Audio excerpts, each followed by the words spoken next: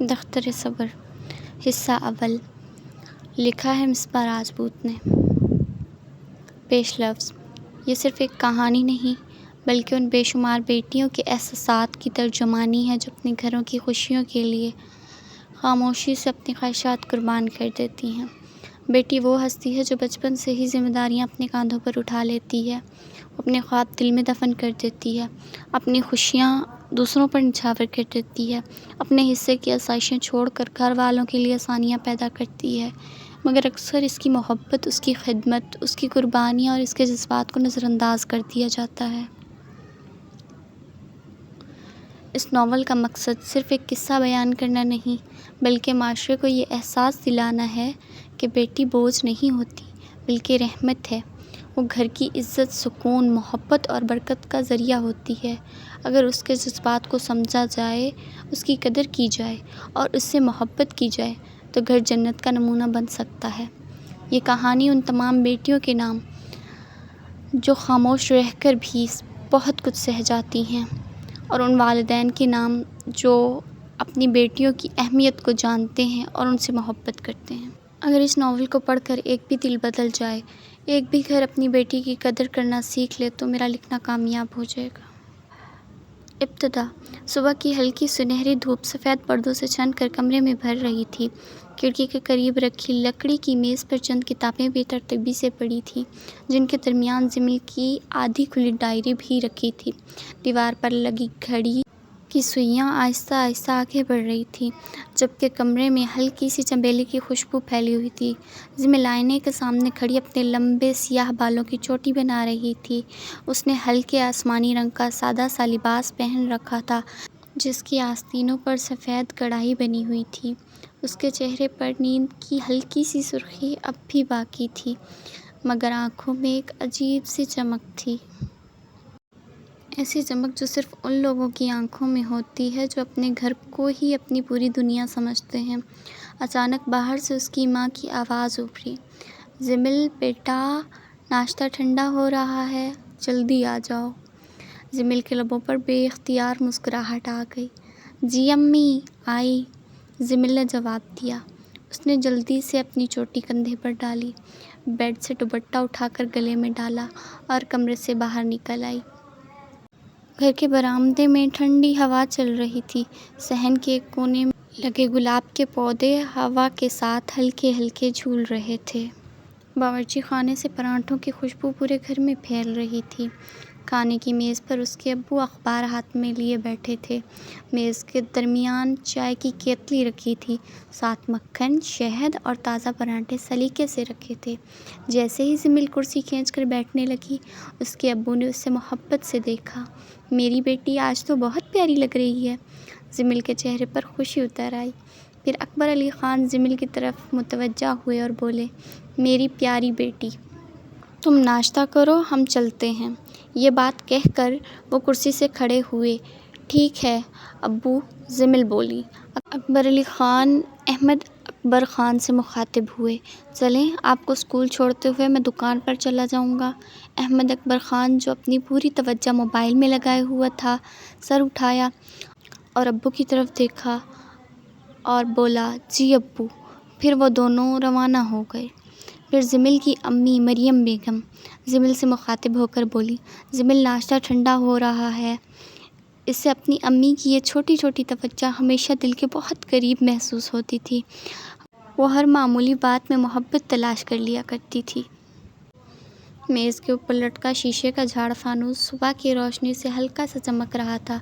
دیوار کے ساتھ رکھی لکڑی کی الماری میں نفاست سے برتن گھر کی سادگی اور سکون کا پتہ دے رہے تھے۔ باہر صحن میں بیٹھی چڑیوں کی چہچہاہٹ ماحول کو مزید خوشگوار بنا رہی تھی۔ جمیل جو کہ ناشتہ کر رہی تھی اور اپنی سوچوں میں گم پلیٹ کی طرف دیکھ رہی تھی، پھر اس نے سر اٹھایا اور اپنی امی کی طرف دیکھا، پھر بولی، "امی، آج اسکول سے واپسی پر میں ثانیہ کے گھر چلی جاؤں؟ باقی لڑکیاں بھی آ رہی ہیں۔" جمیل نے آہستگی سے کہا۔ اس کی ماں مریم بیگم چائے کپ میں اڈیلتی ہوئی بولی، "تمہیں پتہ ہے نا یہ سب ہمارے ہاں نہیں چلتا، تمہارے ابو کو سخت ناپسند ہے لڑکیوں کا اس طرح جانا۔" "اچھا، چلی جاؤ، لیکن زیادہ دیر مت کرنا۔" زمیل کے چہرے پر ہلکی سی خوشی پھیل گئی۔ جی امی۔ اسے یہی چند لفظ کافی لگتے تھے۔ چھٹی کا وقت ہوا تھا، چھٹی ہوئی، سب لڑکیاں اسکول کے گیٹ سے باہر آتی ہیں، سورج سر پر کھڑا ہوتا ہے، سب دوست ایک گروپ بنا کر سڑک کے کنارے کنارے چل رہی ہوتی ہیں۔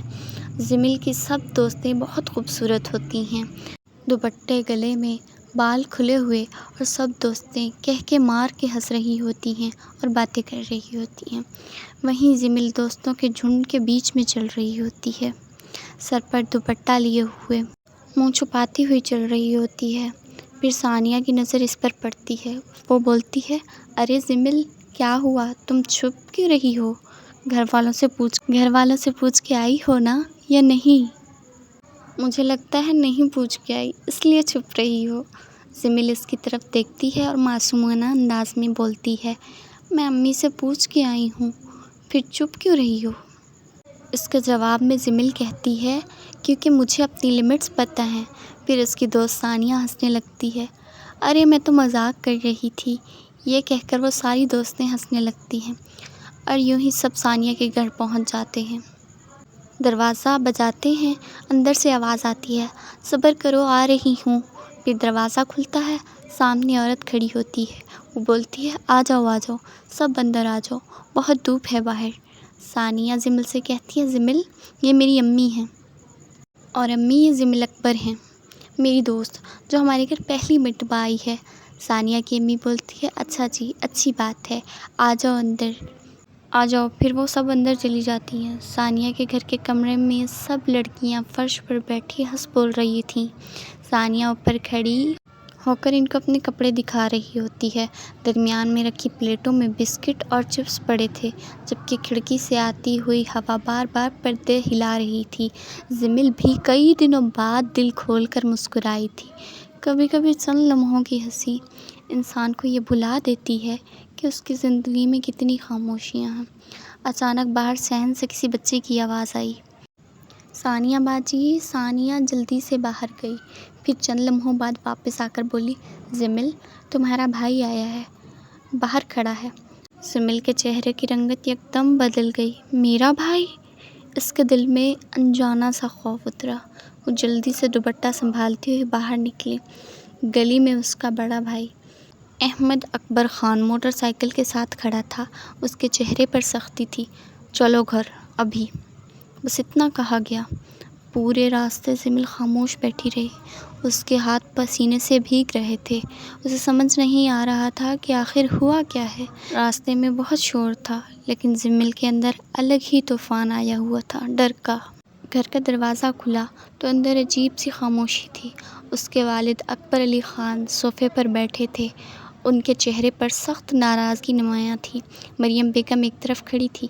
زمیل کے قدم آہستہ پڑنے لگے۔ اس کے والد اکبر علی خان نے بولا، ادھر آؤ۔ اکبر علی خان کی بھاری آواز سن کر اس کا دل زور سے دھڑکا۔ وہ خاموشی سے ان کے سامنے جا کر کھڑی ہو گئی اور کانپتی ہوئی آواز میں بولی، جی ابو، کس سے پوچھ کر گئی تھی؟ اکبر علی خان بولے، آواز میں ایسی سختی کہ زمیل کے ہاتھ کانپ گئے۔ میں امی سے پوچھ کر گئی تھی، زمیل نے دھیمی لرزتی ہوئی آواز میں کہا۔ اتنے میں اس کی ماں مریم بیگم فوراً بول اٹھیں، مجھ سے کسی نے نہیں پوچھا۔ زمیل نے حیرت سے ماں کی طرف دیکھا، اس کی آنکھوں میں بے یقینی اتر آئی۔ امی، میں آپ سے کہا تو تھا صبح، مریم بیگم نے بے پرواہی سے دوپٹہ ٹھیک کرتے ہوئے کہا۔ وہ پوچھنا نہیں، بس بتانا تھا۔ ایک لمحے کے لیے زمیل کو لگا جیسے اس کے کانوں نے غلط سنا۔ اس نے بے آواز نکل لیا۔ اکبر علی خان غصے میں بولے، آئندہ بغیر اجازت کہیں جانے کی ضرورت نہیں ہے، لڑکی ہو لڑکیوں کی طرح رہا کرو۔ زمیل خاموش کھڑی رہی، اس کی آنکھوں میں نمی اترنے لگی تھی، مگر وہ جانتی تھی اس گھر میں وضاحتیں اکثر بے ادبی سمجھی جاتی ہیں۔ اس دن اسے پہلی بار احساس ہوا کہ کچھ گھروں میں بیٹیوں کی غلطی صرف اتنی ہوتی ہے کہ وہ خوش ہونا چاہتی ہیں۔ زمیل بھاری قدموں کے ساتھ اپنے کمرے میں داخل ہوئی اور دروازہ آہستگی سے بند کر دیا۔ کمرے میں نیم خاموشی پھیلی ہوئی تھی۔ کھڑکی کے قریب پردہ ہلکی ہوا سے ذرا ذرا ہل رہا تھا اور دیوار پر پڑتی روشنی آہستہ آہستہ رک رہی تھی۔ وہ چند لمحے دروازے کے ساتھ ٹکی رہی، پھر وہ بستر کی طرف بڑھی، دوپٹہ بے ترتیبی سے ایک طرف پھینکا، بیڈ کے ساتھ والی ٹیبل پر بستہ پھینکا اور وہ منہ تکیے میں چھپا کر لیٹ گئی۔ پہلے اس نے خود کو روکنے کی بہت کوشش کی، ہونٹ بھینچے، آنکھیں زور سے بند کی، سانس سیدھی رکھنے کی کوشش کی، مگر دل پر رکھا بوجھ آنسوؤں سے بھاری تھا۔ اگلے ہی لمحے اس کے کندھے ملنے لگے۔ وہ پھوٹ پھوٹ کر تو نہیں روئی، بس آہستہ آہستہ ٹوٹتی رہی، ایسے جیسے کوئی آواز کیے بغیر بہہ رہا ہو۔ اس کے آنسو تکیے میں جذب ہوتے رہے، ہر آنسو کے ساتھ ایک سوال بہتا جا رہا تھا، امی نے ایسا کیوں کیا؟ کیا خوش ہونے کی خواہش اتنی بڑی خطا تھی؟ کیا ماں بھی اس کی بات بھول سکتی تھی یا بھلا سکتی تھی؟ روتے ہوئے اس کی پلکیں بوجھل ہونے لگی۔ دل اب بھی دکھ رہا تھا مگر جسم تھک چکا تھا، اور وہ پھر آنسوؤں کی نمکین نشان لیے سو گئی۔ جب اس کی آنکھ کھلی تو کمرے میں شام اتر رہی تھی۔ سنہری روشنی کھڑکی سے اندر آ کر فرش پر لمبی لکیروں کی طرح پھیلی ہوئی تھی۔ پردہ ہوا کے ساتھ آہستہ آہستہ لہرا رہا تھا۔ باہر درختوں پر بیٹھی چڑیوں کی آوازیں شام میں سکون کی طرح گل رہی تھی۔ جمیل چند لمحے یوں ہی لیٹی رہی۔ اسے سمجھ نہ آیا کہ وہ کہاں ہے۔ پھر اچانک اسے دن کا سارا منظر یاد آیا۔ اس کا گلا ایک بار پھر بھر آیا۔ اسی وقت باہر صحن سے اس کے والد کی بھاری آواز سنائی دی، جمیل، او جمیل بیٹا! اس کا دل دھک سا رہ گیا۔ وہ جلدی سے اٹھ کر بیٹھی۔ آنکھوں کے کناروں پر سوکھے آنسوؤں کی لکیریں اب بھی باقی تھیں۔ باہر سے پھر آواز آئی، جمیل کہاں ہو تم؟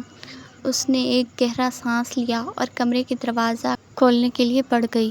جمیل نے لرزتے ہاتھوں سے دوپٹہ درست کیا اور آہستہ قدموں سے کمرے سے باہر نکل آئی۔ برآمدے میں شام کی مدھم روشنی پھیلی ہوئی تھی۔ صحن کے ایک کونے میں رکھا پودا ہوا کے ساتھ ہلکا سا ہل رہا تھا۔ باورچی خانے سے چائے کی ہلکی سی خوشبو آ رہی تھی۔ اس کا دل اب بھی تیزی سے دھڑک رہا تھا۔ ہر قدم کے ساتھ اسے یہی اندیشہ تھا کہ شاید صبح والی بات دوبارہ چھیڑ دی جائے گی، شاید پھر ڈانٹ سننی پڑے گی۔ صحن میں اکبر علی خان کرسی پر بیٹھے تھے۔ ایک ہاتھ میں چائے کا کپ تھا اور دوسرے ہاتھ میں اخبار کے صفحے پلٹ رہے تھے۔ ان کے چہرے پر صبح والی سختی کا کوئی نشان باقی نہ تھا۔ جمیل ان کے قریب جا کر رک گئی، نظریں جھکی ہوئی تھیں، آواز مدھم، جی ابو۔ اکبر علی خان نے سر اٹھا کر اسے دیکھا اور بالکل معمول کے انداز میں بولے، اچھا ہوا آ گئیں، ذرا میرے لیے پانی لے آؤ بیٹا، آ کر میرے پاس بیٹھو، کبھی ابو کے ساتھ بھی بیٹھ لیا کرو۔ جمیل نے چونک کر ان کی طرف دیکھا۔ اسے یقین نہ آیا کہ یہ وہی آواز ہے جس میں چند گھنٹے پہلے غصہ بھرا ہوا تھا۔ وہ چند لمحے ساکت کھڑی رہی۔ کیا ہوا؟ سنائی نہیں دیا؟ اس بار بھی لہجہ نارمل تھا، بس ہلکی سی حیرت لیے ہوئے۔ جی ابو، ابھی لائی۔ وہ جلدی سے مڑی اور باورچی خانے کی طرف چل دی۔ اس کے قدم لڑکھڑانے کو تھے۔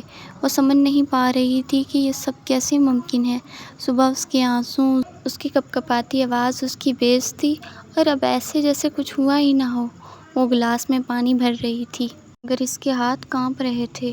دل میں ایک عجیب سا سوال اٹھا، کیا کچھ لوگوں کے لیے دوسروں کا دکھ صرف ایک لمحے کی بات ہوتا ہے؟ کچن میں مریم بیگم برتن دھو رہی تھیں۔ انہوں نے ایک نظر جمیل کی طرف دیکھا مگر جمیل نے ان کی طرف دیکھتے ہی نظریں پھیر لیں۔ وہ پانی لے کر واپس آئی۔ اکبر علی خان نے گلاس لیا، ایک گھونٹ پیا اور اسے اپنے قریب بیٹھنے کا اشارہ کیا۔ ادھر بیٹھو۔ جمیل آہستہ سے کرسی کے کنارے بیٹھ گئی۔ اکبر علی خان نے حسب معمول پوچھا، اسکول کیسا جا رہا ہے؟ پڑھائی ٹھیک چل رہی ہے نا؟ جمیل نے حیرت سے ان کی طرف دیکھا۔ وہ واقعی ایسے بات کر رہے تھے جیسے صبح کچھ ہوا ہی نہ ہو، جیسے اس کے دل پہ پڑا زخم کسی نے دیکھا ہی نہ ہو۔ جی ٹھیک ہے، بس وہ اتنا کہہ سکی۔ اتنے میں مریم بیگم بھی کچن سے آ گئیں اور آ کر ان کے ساتھ بیٹھ گئیں۔ پھر مریم بیگم اور اکبر علی خان حسب معمول باتوں میں مصروف ہو گئے اور جمیل ایک طرف بیٹھی خاموشی سے انہیں دیکھتی رہی۔ اس لمحے جمیل پہلی بار یہ سمجھنے لگی تھی کہ بعض لوگوں کے غصے وقتی ہوتے ہیں مگر ان کے چھوڑے ہوئے زخم دیر تک زندہ رہتے ہیں۔ رات آہستہ آہستہ گھر پر اتر رہی تھی۔ صحن کی دیواروں پر لگی زرد روشنی خاموشی سے پھیل رہی تھی۔ پرندے بھی گھروں کو لوٹ رہے تھے۔ گھر کے بڑے کمرے میں سب جمع تھے۔ ٹی وی پر ڈرامہ چل رہا تھا، مگر اس سے زیادہ آواز گھر والوں کی باتوں کی تھی۔ احمد اکبر خان صوفے پر ٹیک لگائے بیٹھا تھا اور ریموٹ ہاتھ میں لیے چینل بدل رہا تھا۔ یہ والا لگا دوں، میچ شروع ہونے والا ہے۔ جمیل نے فوراً کہا، نہیں، یہ ڈرامہ ختم ہونے دو پہلے۔ احمد نے ہنستے ہوئے ریموٹ اوپر کر لیا۔ پہلے میچ لگے گا، تم بعد میں دیکھ لینا۔ جمیل نے منہ بنا کر کہا، ہر وقت آپ ہی کی مرضی کیوں چلتی ہے؟ اکبر علی خان اخبار طے کرتے ہوئے مسکرا دیے، کیونکہ گھر میں سب سے زیادہ شور بھی یہی مچاتا ہے۔ احمد، نہیں۔ جمیل، ابو سچ بات ہے۔ مریم بیگم صوفے کے بازو پر کپڑے طے کر کے رکھ رہی تھیں۔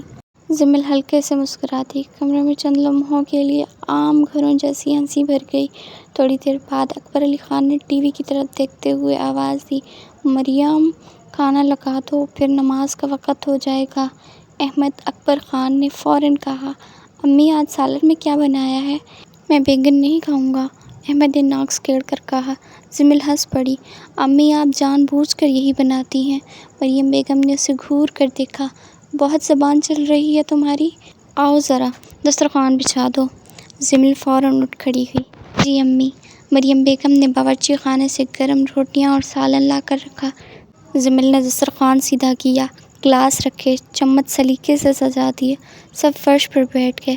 اکبر علی خان نے پہلا نوالا توڑتے ہوئے کہا، آج نمک ٹھیک ہے۔ مریم بیگم نے فوراً جواب دیا، آج؟ جیسے باقی دن خراب ہوتا ہے۔ احمد ہنسنے لگا، امی ابو تعریف بھی کریں تو آپ لڑ پڑتی ہیں۔ تم کھانا کھاؤ، زیادہ مصنف نہ بنو، مریم بیگم نے اسے ٹوکا۔ جمیل خاموشی سے روٹی توڑ رہی تھی، کبھی ماں کو دیکھتی، کبھی ابو کو، کبھی احمد کی بے فکری پر ہلکا سا مسکرا دیتی۔ باہر سے عشاء کی اذان کی آواز بلند ہوئی۔ اکبر علی خان نے پانی پیا، اٹھتے ہوئے کہا، چلو احمد، نماز کے لیے دیر ہو رہی ہے۔ احمد نے جلدی سے آخری نوالا کھایا۔ جی ابو، آیا۔ دونوں وضو کے لیے چلے گئے۔ دروازہ بند ہونے کی آواز کے ساتھ گھر میں ایک عجیب سی خاموشی پھیل گئی۔ مریم بیگم بھی اٹھ کر برتن سمیٹتی ہوئی باورچی خانے کی طرف چلی گئیں۔ مریم بیگم باورچی خانے میں رات کے برتن سمیٹ رہی تھیں۔ کبھی پلیٹوں کی ہلکی سی آواز آتی، کبھی نلکے سے پانی بہنے کی۔ جمیل کئی دیر اپنے کمرے کے دروازے کے سامنے کھڑی رہی۔ دل میں بے شمار باتیں تھیں، مگر زبان پر آتے آتے سب رک جاتیں۔ آخر اس نے ہمت کی اور آہستہ قدموں سے کچن کی طرف بڑھ گئی۔